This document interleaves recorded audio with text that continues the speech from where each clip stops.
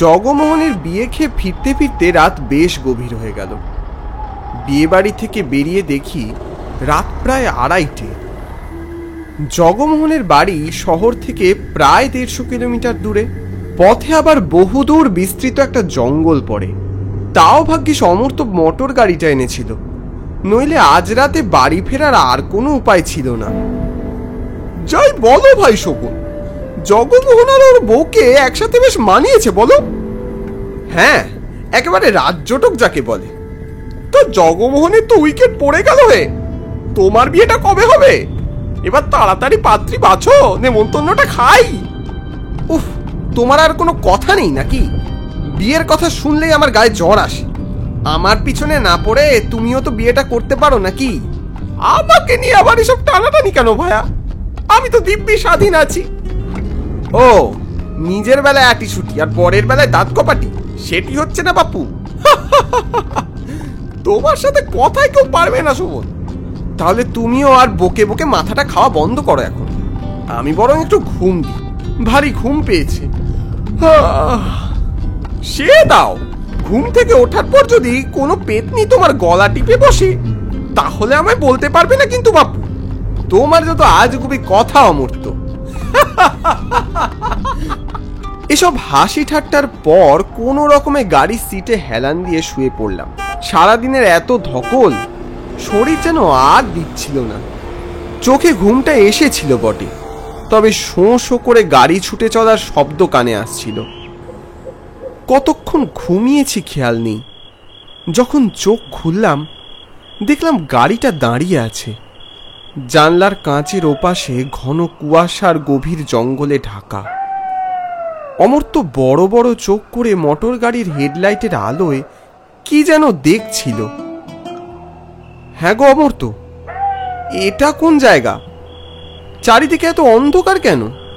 অমর্ত্য একটা দীর্ঘ নিঃশ্বাস ছেড়ে বলল, আর বলো না ভায়া, তাড়াতাড়ি বাড়ি পৌঁছবো বলে গাড়িটাকে বেদম জোরে ছোটাচ্ছিল, কিন্তু অদৃষ্টে যদি দুর্ভোগ লেখা থাকে তবে তাকে কে আটকায়?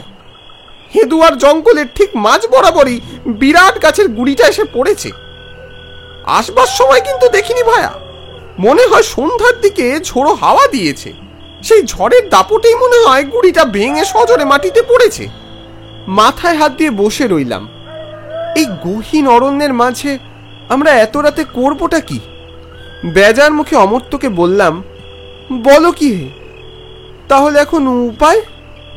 অমর্ত্য মাথা চুলকালো, এদিক ওদিক তাকিয়ে বলল, আবার ষষ্ঠেন্দ্রিয় কাজ করছে না হে ভায়া। এত বড় ইউক্যালিপটাস গাছের গুঁড়ি সরানো কি চারটিখানি কথা? তাহলে কি করা যায় বলতো?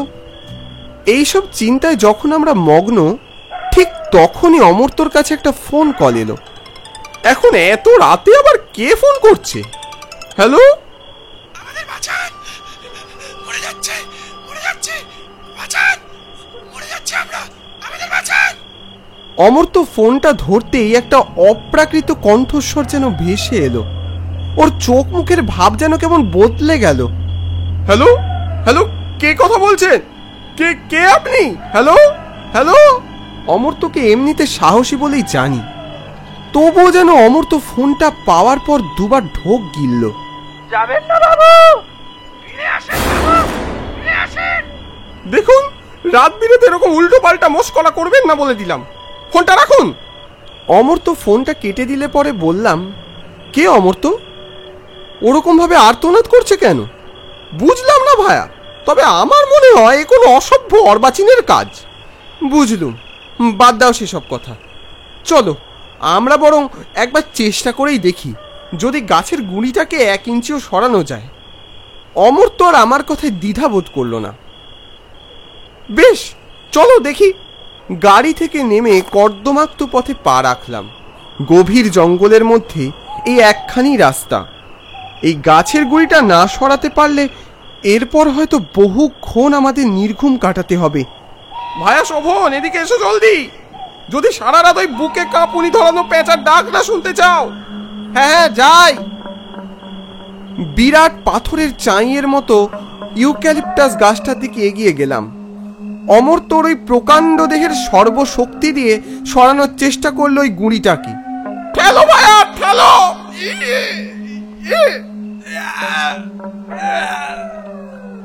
তবু এক চুলও সে গুঁড়ি নড়ল না। না অমর্ত্য, এ গুঁড়িকে এখান থেকে নড়ানো প্রায় অসম্ভব। তুমি বরং দেখো এখানে আশপাশে যদি কোথাও রাতটুকু কাটানোর ব্যবস্থা হয়। অমর্ত্য মুচকি হাসলো। সে আশা ছেড়ে দাও ভায়া, এই ঘন জঙ্গলে কোন দুর্ভাগা বাড়ি করে থাকতে যাবে বলো? সহসা কুয়াশার চাদরে মোড়ানো ঝোপে একটা আলোর আভাস পেলাম, খুব আস্তে তবে দৃঢ়। ওহে, মনে হয় কেউ এদিকে আসছে। আমারও তাই মনে হচ্ছে অমর্ত্য। এরপর কুয়াশার চাদর ভেদ করে লণ্ঠন হাতে একজন এদিকে এগিয়ে এলো। চাদরে ঢাকা সুপ্ত দেহে ছিটে ফোটা অন্ধকারে বোঝা গেল না।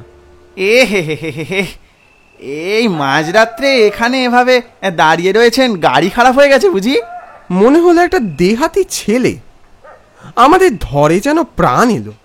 আর বলো না ভাই, দেখতে পাচ্ছ না এই প্রকাণ্ড ইউক্যালিপটাস গাছের গুড়িটা মাঝখানে পড়েই তো যত বিপত্তি।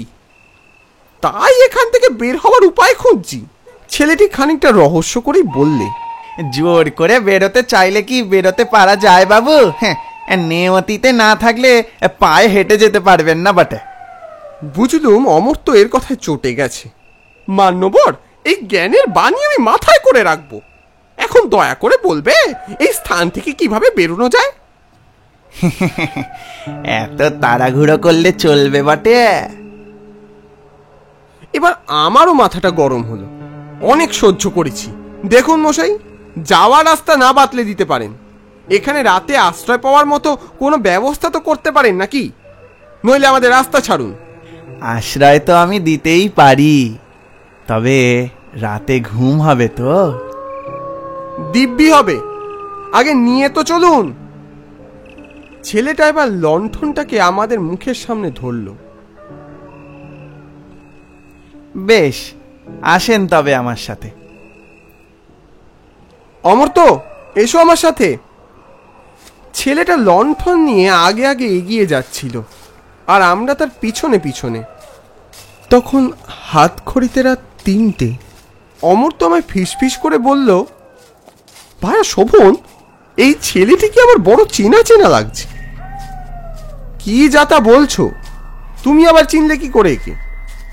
ঠিকই বলছি ভায়া, তুমি আমার কথা বিশ্বাস করবে কিনা জানি না, কিন্তু এই ছেলেটাকে কোথায় যেন দেখেছি আজ। আজ কি করে দেখবে? নিশ্চয়ই কোনো ভুল করছো। এরপর আর কোনো কথা হলো না বিশেষ। মনে হলো অন্ধকারে ঘন কুয়াশার মাঝে একটা লণ্ঠন আমাদের পথ দেখিয়ে নিয়ে যাচ্ছে শুধু। মাঝে মাঝে ছেলেটা উধাও হয়ে যাচ্ছিল যেন। অন্ধকারে অমর্ত্যকেও দেখতে পাচ্ছিলাম না। অগত্যা চিৎকার করে উঠলাম, ও ভাই, কোথায় যাচ্ছি আমরা? ওদিকে মোটর গাড়িটা যে পড়ে আছে। লণ্ঠনটা যেন হঠাৎ দাঁড়িয়ে গেল, তারপর মুহূর্তে উধাও হয়ে গেল সেই আলো।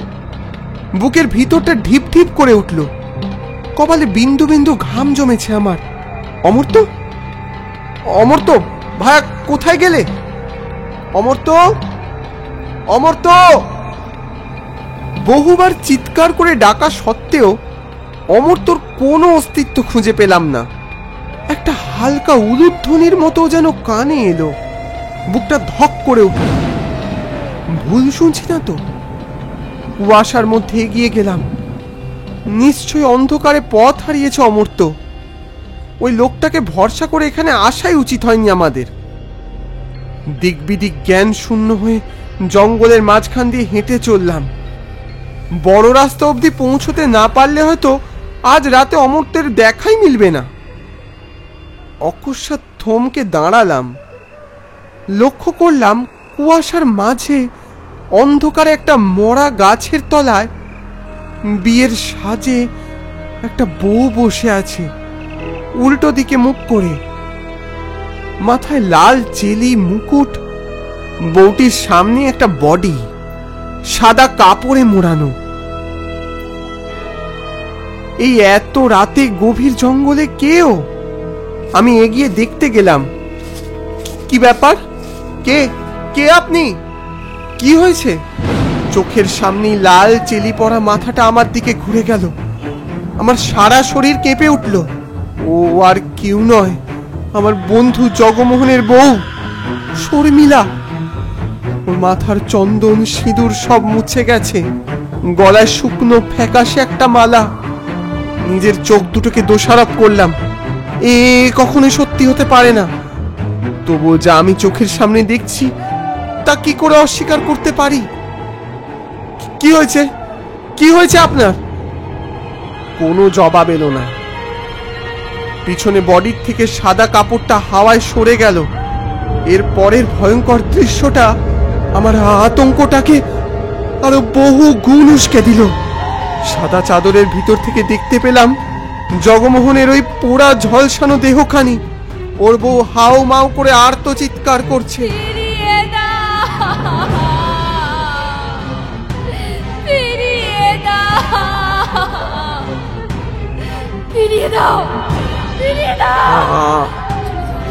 আমার বুকটা কেমন ধড়ফড় করে উঠল। জগমোহনের বউয়ের সারা দেহ কেমন ফ্যাকাশে শ্বেত বর্ণ হয়ে গেল। আমি ভুল দেখছি না ঠিক দেখছি সেসব বুঝে ওঠার আগেই জগমোহনের সেই নিথর দেহ চোখ খুলল, আমার দিকে হাত বাড়িয়ে দিল। সে পোড়া ঝলসানো সে হাত। ওখানে দাঁড়িয়ে থাকার আর সাহস হলো না। ঝোপঝাড় আর ঘন কুয়াশার মধ্যে কোথায় যে জ্ঞান শূন্য হয়ে ছুটে চলেছি। হঠাৎ পিছনে ফিরে তাকাতেই চমকে উঠলাম। মনে হলো অন্ধকারে লণ্ঠনটা ভেসে ভেসে এদিকেই আসছে। তারপর বাতাসে শব্দ ভেসে এলো। বাবু, বাবু পালিয়ে কোথায় যাবেন ভাবছেন?